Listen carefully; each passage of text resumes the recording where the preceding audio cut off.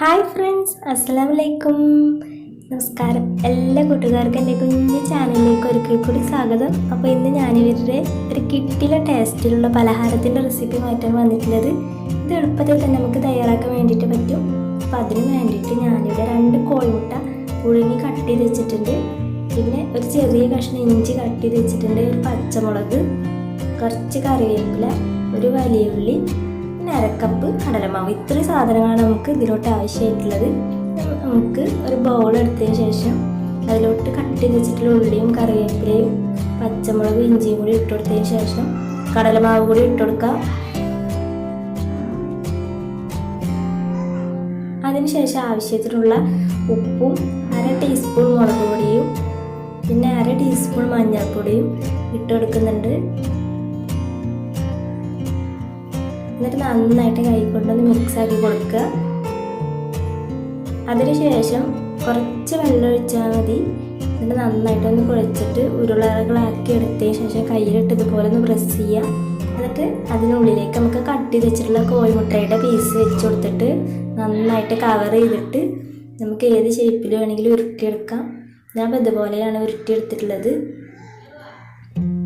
ഇനി ഇതെല്ലാം ഇതുപോലെ തന്നെ നമുക്ക് തയ്യാറാക്കിയെടുക്കാം.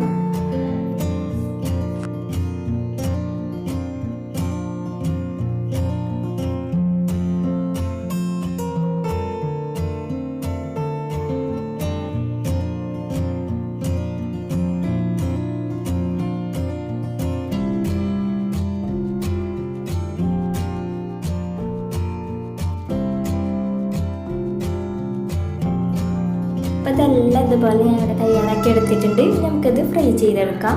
അതിന് വേണ്ടിയിട്ട് ഞാനിവിടെ ഒരു പാനിൽ കുറച്ച് ഓയിൽ ഒഴിച്ച് കൊടുത്തിട്ടുണ്ട്. നമുക്ക് അതിലേക്ക് ഇതെല്ലാം ഇട്ട് കൊടുക്കാം. നന്നായിട്ട് നല്ല ബ്രൗൺ കളറാകുന്നവരെ ഫ്രൈ ചെയ്തെടുക്കണം.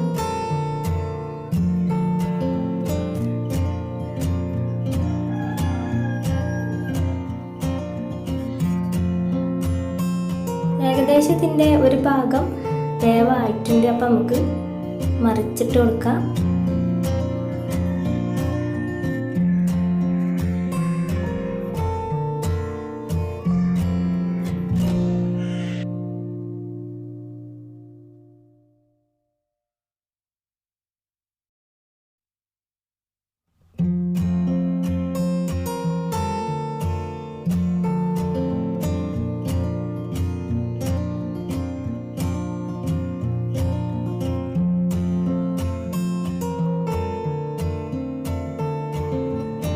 അപ്പോൾ അതെല്ലാം 2 ഭാഗവും നല്ല ബ്രൗൺ കളറായിട്ട് വേവായി വന്നിട്ടുണ്ട്.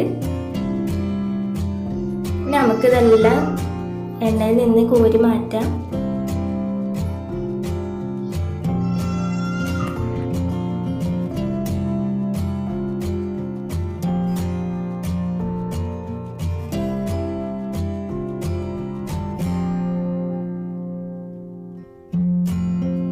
ഞാനിപ്പോൾ ഇതൊരു പ്ലേറ്റിലോട്ട് ഇത് മാറ്റിയിട്ടുണ്ട്. അപ്പോൾ അത് നമ്മുടെ കിടില ടേസ്റ്റിലുള്ള പലഹാരം ഇവിടെ റെഡി ആയിട്ടുണ്ട്. നല്ല ടേസ്റ്റാണ് കഴിക്കാൻ വേണ്ടിയിട്ട്. അപ്പോൾ എല്ലാവരും ഒന്ന് ട്രൈ ചെയ്ത് നോക്കുക. നിങ്ങൾക്ക് എല്ലാവർക്കും എൻ്റെ റെസിപ്പി ഇഷ്ടമായെങ്കിൽ നിങ്ങൾ സബ്സ്ക്രൈബ് ചെയ്യുക. സബ്സ്ക്രൈബ് ചെയ്യുമ്പോൾ തന്നെ അതിൻ്റെ അടുത്തൊരു കുഞ്ഞു ബെല്ലൈക്കൺ കൂടി ഉണ്ടാകും. അതും കൂടി ഒന്ന് ക്ലിക്ക് ചെയ്യുക. അപ്പോൾ നിങ്ങൾക്ക് ഞാനിടുന്ന വീഡിയോസൊക്കെ പെട്ടെന്ന് തന്നെ കാണാൻ വേണ്ടിയിട്ട് പറ്റും. അപ്പോൾ ഇനി നല്ല വീഡിയോസുമായിട്ട് നമുക്ക് വീണ്ടും കാണാം. Thank you for watching.